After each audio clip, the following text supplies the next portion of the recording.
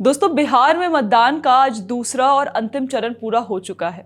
अब सबकी नजरें टिकी हैं 14 नवंबर यानी नतीजों के दिन पर। लेकिन उससे पहले द पैम्फलेट पर हम लेकर आएंगे अपनी ग्राउंड रिपोर्ट्स और विश्लेषण के आधार पर तैयार एग्जिट पोल के आंकड़े, साथ ही कुछ बेहद दिलचस्प राजनीतिक तस्वीरें भी, जहां एनडीए एक बार फिर बढ़त बनाता दिख रहा है। एनडीए यानी बीजेपी, जेडीयू और अलायंस की 243 में 155 से 165 सीटें मिलती नजर आ रही हैं। महागठबंधन यानी आरजेडी, आईएनसी और लेफ्ट पार्टीज की 70 से 80 सीटें, अन्य की 5 से 8 सीटें। यानी रुझान साफ है, बिहार में डबल इंजन सरकार को जनता एक बार फिर मौका देने के मूड में है। हालांकि कई सीटों पर मुकाबला बेहद कांटे का रहा, खासकर सीमांचल और मगध जोन में। अब बात करें वोटिंग प्रतिशत की, तो फेज 1 की ही तरह फेज 2 में भी इस बार वोटिंग प्रतिशत बढ़ा है।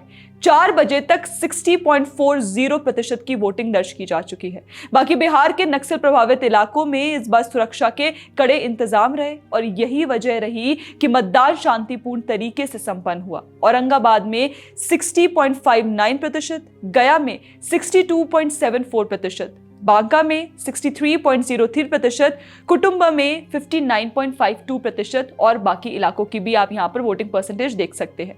इन आंकड़ों को देखकर यह अनुमान लगाया जा रहा है कि जितने प्रतिशत वोटिंग पूरे दिन में हुआ करती थी वो अभी 3 बजे तक हो चुकी है। सुरक्षा बलों की कंपनियां इन इलाकों में तैनात रहीं, जिससे किसी बड़े हिंसक घटनाक्रम की सूचना नहीं आई।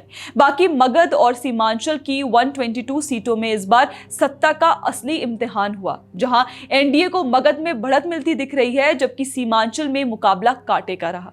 एनडीए का फोकस रहा इंफ्रास्ट्रक्चर और बिजली कनेक्टिविटी, नक्सल हिंसा पर काबू, गरीब कल्याण योजनाएं। वहीं महागठबंधन ने बेरोजगारी, जातिगत समीकरण और महंगाई जैसे मुद्दों को उछाला, लेकिन ग्राउंड पर यह उतना असरदार नहीं दिख रहा है। जी कि नौकरी मिलेगा, नौकरी मिलेगा।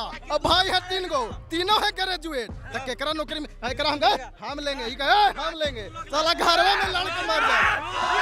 अब सवाल यह है, क्या बिहार एक बार फिर डबल इंजन की राह चुनेगा या विपक्ष नए समीकरण गढ़ पाएगा? सबको जवाब मिलेगा 14 नवंबर को। लेकिन एग्जिट पोल के रुझान ये कह रहे हैं कि बिहार में कमल और तीर की जोड़ी अभी भी सब पर भारी है।